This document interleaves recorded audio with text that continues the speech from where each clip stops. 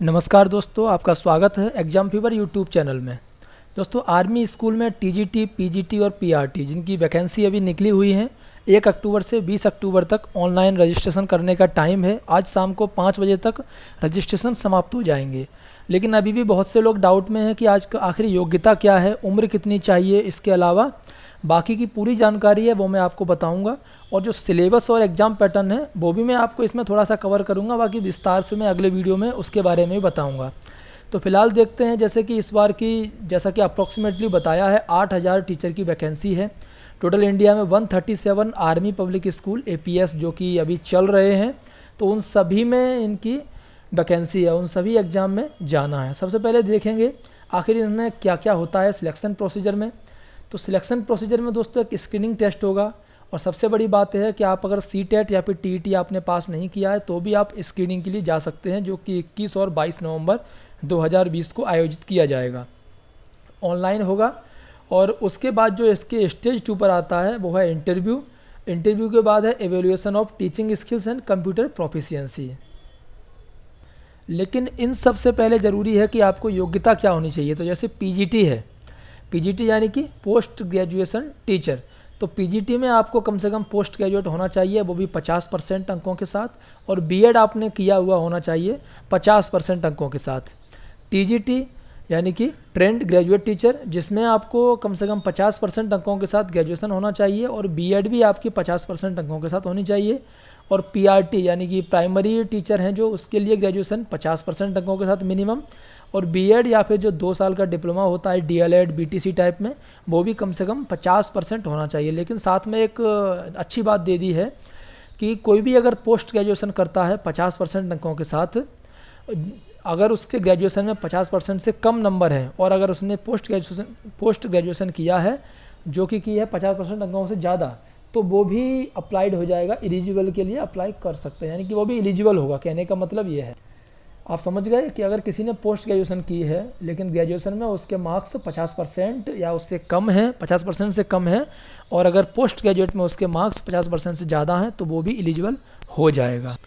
अभी अगर उम्र की बात की जाए तो उम्र में दोस्तों कम से कम 40 साल उम्र, मैक्सिमम 40 साल उम्र होनी चाहिए, यानी कि 40 साल से छोटे आपको होना पड़ेगा। और जो एक्सपीरियंस कैंडिडेट हैं below 57 years in the case of Delhi as per DSEA&R, यानी कि दिल्ली NCR के जो लोग हैं उनके अलावा बाकी ये जो हैं बिलो 40 ईयर्स जो फ्रेश कैंडिडेट हैं, वो कम से मैक्सिमम जिनकी उम्र है वो 40 साल की होनी चाहिए। अब देखिए यहाँ पर CTET और TET के बारे में दिया गया है। सबसे अच्छी बात कि CTET और TET अगर आप ऑनलाइन स्क्रीनिंग टेस्ट के लिए जा रहे हैं तो मैंडेटरी नहीं है, कंपलसरी नहीं है। और चाहे आपने CTET या TET, मान लीजिए जो स्टेट गवर्नमेंट और जो सेंट्रल गवर्नमेंट जो कंडक्ट करती है, आपने वो पास नहीं कर पाया है, और आप जितने भी सभी आपने जो चीज़ें हैं वो कर ली हैं, TGT PRT के लिए सब कुछ कर लिया है, तो बाद में आपको थोड़ा टाइम दिया जाएगा। आप दोबारा से ये क्वालिफाई होकर के अपनी, यानी कि आप उसके लिए एलिजिबल हो जाएंगे अपॉइंटमेंट के लिए अगर आप सिलेक्ट हो जाते हैं, और जब आप दोबारा से TET या CTET क्वालिफाई हो जाएंगे तो आप आ सकते हैं। और 21 और 22 नवंबर 2020 को यहाँ पर जो एग्ज़ाम है उसके बारे में डेट बताई गई है स्क्रीनिंग टेस्ट के लिए। अभी देखिए इसमें सिलेबस क्या रहता है। जैसे PGT और TGT पोस्ट ग्रेजुएट और ट्रेंड ग्रेजुएट जो टीचर हैं उनके लिए पार्ट A है जो पेपर का, उसमें general awareness, mental ability, English comprehension, educational concepts and methodology, और इंक्लूसिव एजुकेशन ID। अब ये मत बोलिए कि आप ओनली इंग्लिश में हैं, इंग्लिश और हिंदी दोनों में ही आता है, ऐसा कुछ नहीं है। मैक्सिमम मार्क्स 90 नंबर के हैं, ड्यूरेशन होती है 180 मिनट्स की, और पार्ट B है जो, उसमें भी 90 मार्क्स मैक्सिमम रहेंगे, टोटल 180 मिनट्स का है। इसी तरीके से PRT का भी सेम है, इसमें थोड़े से चेंजेस किए गए हैं, और ये 90 मिनट्स में 90 मार्क्स का है। तो यहाँ पर आप देख सकते हैं इसमें क्या लिखा है कि कैंडिडेट जिनकी इच्छा है वैकेंसी ऑफ हिंदी और संस्कृत टीचर के लिए, तो वो बाइलैंग्वेज पेपर भी ले सकते हैं, हिंदी और इंग्लिश वाला। ठीक है। इन एग्ज़ाम्स में 1/4 की नेगेटिव मार्किंग भी होती है। अगर आपका एक क्वेश्चन गलत है तो आपको 1/4 नंबर कट हो जाएगा। लेकिन अब जैसे आपको दिया है कि पार्ट A और B, क्या पहले पार्ट A करेंगे उसके बाद पार्ट B मिलेगा, तो ऐसा नहीं है। पार्ट A और B जिसमें आपका मन है आप क्वेश्चंस के आंसर दीजिए, बट आपको कम से कम पास होने के लिए 50% मार्क्स प्रत्येक पार्ट में आपको सिक्योर करने होंगे। एग्ज़ाम फीस है 500 रुपया, जो कि नॉन रिफंडेबल है, याद रखिए इस चीज़ को। और जो एग्ज़ाम फॉर्म जो निकले हुए हैं वो 10 बजे से सुबह निकले हुए हैं 1 अक्टूबर 2020 से 20 अक्टूबर को शाम को 5 बजे तक। साथ ही साथ में इन्होंने नोटिफिकेशन में ये भी बता दिया है रजिस्ट्रेशन के अलावा, जैसे कि आपको एडमिट कार्ड कब आ सकते हैं, तो लगभग 4 नवंबर 2020 को आपके एडमिट कार्ड अपलोड हो जाएंगे। एग्ज़ाम 21 और 22 नवंबर 2020 को है और रिज़ल्ट आपका है वो 2 दिसंबर 2020 को लगभग आ जाएगा। ये सभी सब्जेक्ट हैं जो कि पीजीटी और टीजीटी के लिए अवेलेबल हैं। English, Hindi, Sanskrit, history, geography, economics, political science, mathematics, physics, chemistry, biology, biotechnology, psychology, commerce, computer science, informatics, home science और फिजिकल एजुकेशन। आप देख सकते हैं जहाँ जहाँ पर टिक लगा हुआ है वो सभी इन दोनों के लिए एप्लीकेबल है। अभी सबसे बड़ा एक डाउट आता है कि आखिर मैं किस सब्जेक्ट में टीचर बनूंगा। तो यहाँ पर आपके सामने क्लियर है कि minimum qualification for teachers in army public school.